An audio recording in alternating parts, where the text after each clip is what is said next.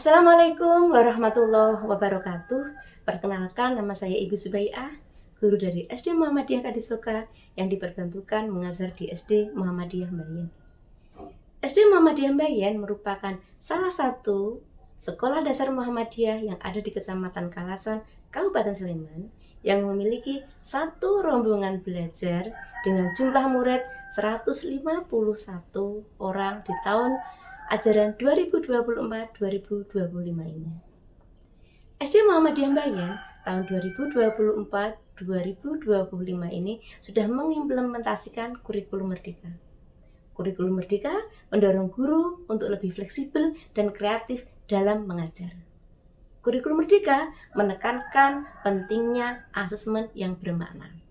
Asesmen formatif dan sumatif digunakan untuk memastikan bahwa pembelajaran yang diberikan sudah efektif dan sesuai dengan tujuan pembelajaran. Kurikulum Merdeka sebagai sebuah pendekatan pembelajaran yang lebih fleksibel dan berpusat pada murid telah membawa banyak perubahan di dunia pendidikan Indonesia. Salah satu aspek penting yang turut berubah adalah sistem pelaporan hasil belajar murid, yaitu rapor pendidikan. Saat ini, rapor pendidikan digunakan untuk referensi utama, menganalisis, merencanakan, dan melakukan tindak lanjut dalam meningkatkan kualitas pendidikan di satuan pendidikan. Untuk hasil rapat pendidikan SD Muhammadiyah Mbayan tahun 2023-2024 secara umum sudah baik. Akan tetapi, pada sisi kualitas pembelajaran ada yang perlu dibenahi atau di-upgrade. Akar masalahnya terletak pada kualitas pembelajaran dan metode pembelajaran. Salah satu inspirasi untuk pembenahan tersebut adalah pendidik mengimplementasikan pengetahuan tentang metode pembelajaran interaktif dalam proses pembelajaran. Pembelajaran menunjukkan kualitas yang optimal diukur dengan suasana kelas yang kondusif, adanya disiplin positif, dukungan efektif, perhatian, kepedulian, dan aktivasi kognitif dari guru. Guru dituntut untuk mampu membangun parameter di atas dalam konstruksi yang harmonis. Hal yang menjadi fokus perhatian pada tulisan kali ini adalah bagaimana caranya meningkatkan prestasi murid, khususnya prestasi ASPDPK, dengan tujuan murid dapat diterima pada sekolah jenjang menengah pertama sesuai dengan harapan yang diinginkan. SD Muhammadiyah Mbayan secara kedinasan tercatat sebagai sekolah inklusi. Murid-murid yang berkebutuhan khusus ini tetap terdaftar di dinas sebagai peserta ujian nasional pada waktunya. Murid yang berkebutuhan khusus ini tetap terdaftar di dinas sebagai peserta ujian nasional pada waktunya. Tentunya murid yang berkebutuhan khusus ini menjadi beban tersendiri. Sehingga akhirnya rata-rata di sekolah kami menduduki peringkat 1 atau 2 dari bawah dari 38 SD yang ada di Kecamatan Kalasan.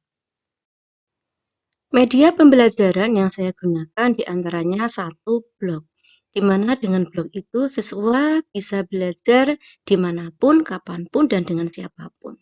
Dalam blog ini saya menjabarkan materi, kemudian untuk menjelaskan materi secara lebih rinci, maka saya membuat tutorialnya di YouTube. Link itu saya sematkan di blog. Mereka mempelajarinya, kemudian untuk mengukur sampai sejauh mana pemahaman murid-murid saya terkait dengan materi yang saya sampaikan, maka saya sematkan juga dengan link kuisis. Nah, dengan kuisis ini mempermudah saya sebagai guru untuk menganalisis butir-butir soal. Di sini saya mengetahui soal-soal mana, materi mana yang sudah dikuasai oleh siswa saya dan mana yang belum. Untuk meningkatkan keterampilan berhitung murid, saya sematkan juga link GeoGebra yang saya susun, dan di sini siswa akan mencoba secara langsung. Saat mereka benar, maka mereka akan mendapat respon jawabannya sudah benar dengan cara mengklik cek jawabanmu.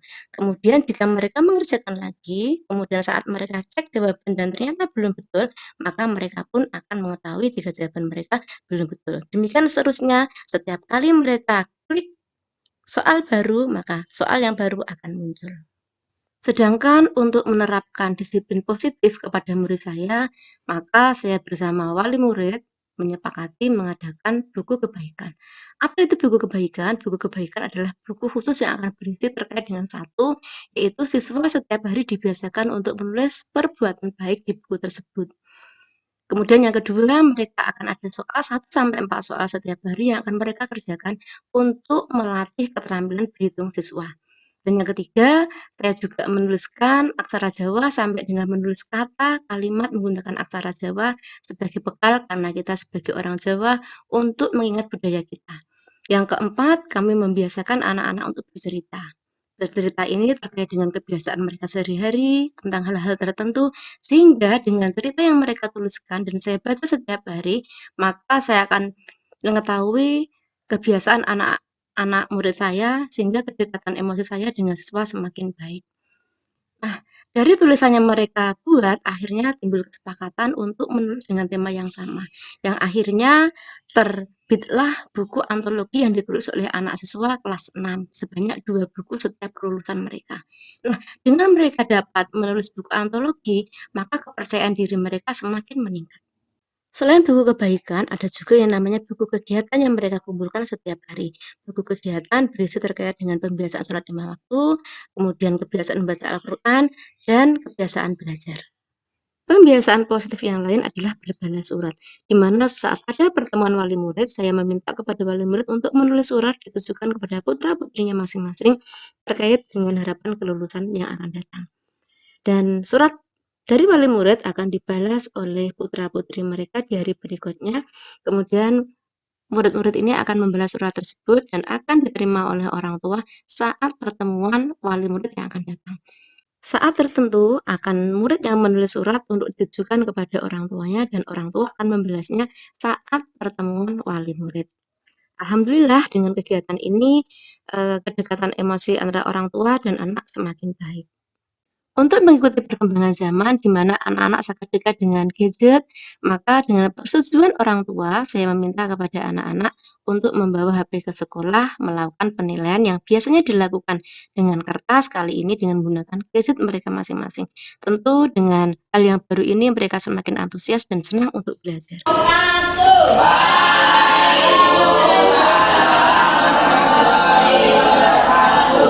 semua bagaimana kabarnya? Kita cek. Kelas 6 siap. Kelas 6 siap. Siswa kelas 6 bagaimana kabarnya? Baik. Siapkah kalian untuk belajar? Siap. Semangat semuanya, dengar dengan seksama. Siswa kelas 6 semua hebat.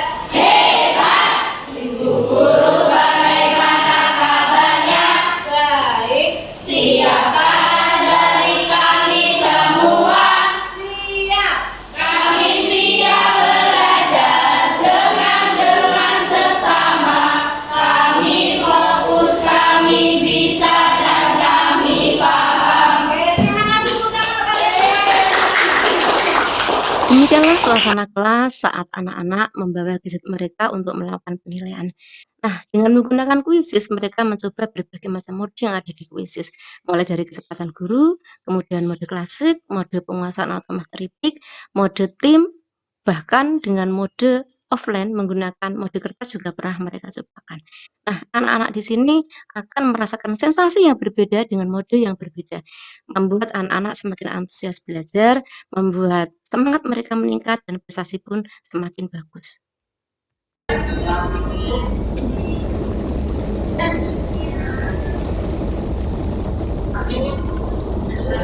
Alhamdulillah ternyata dengan berbagai macam trik dan langkah yang dilakukan, sekalipun ada anak-anak yang berkebutuhan khusus, sekolah kami meningkat menjadi lebih baik, meraih peringkat 11 dari 38 sekolah yang ada di Kalasan.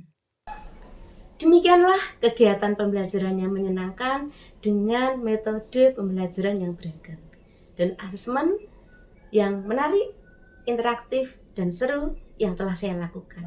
Semoga praktek baik ini memberikan inspirasi bagi rekan-rekan guru dan dapat memberi manfaat bagi sekolah pada khususnya dan dunia pendidikan pada umumnya. Wassalamualaikum warahmatullahi wabarakatuh.